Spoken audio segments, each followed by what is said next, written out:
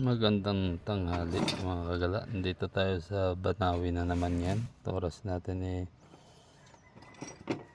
11:40 ng umaga. Meron akong nakuhang bato nun nung galing ako ng Atok Benguet. Hihintay ko si BMJ TV channel o si Gimarangan Family Vlog.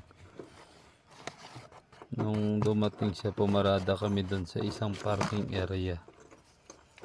Yan, kahit na anong brush mo nito, hindi ito hindi kikintab. Ganyan lang siya. Ganyan lang ang kulay niya. Yan. Tsaka ito, super magnetic ito mga kagala. Tingnan niyo mo.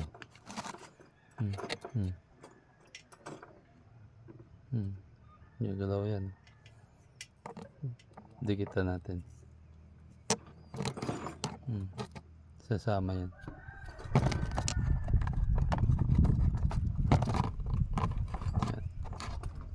Uga-ugain man natin yan.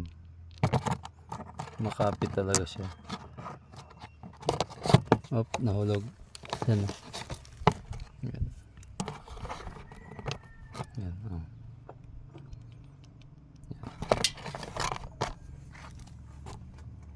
Dito siya. Pag ginuhit mo sa bowl ito o sa basong babasagin, hindi gumuguhit. Nagmamarka. Ito na yata yung hinahanap natin, meteorite. Yan mga kagala. Salamat pala sa lahat ng subscriber ko na patuloy na tumatangkilik sa mga video na pinopost ko. Maraming salamat po sa inyo. At sa mga hindi pa nakasubscribe dyan,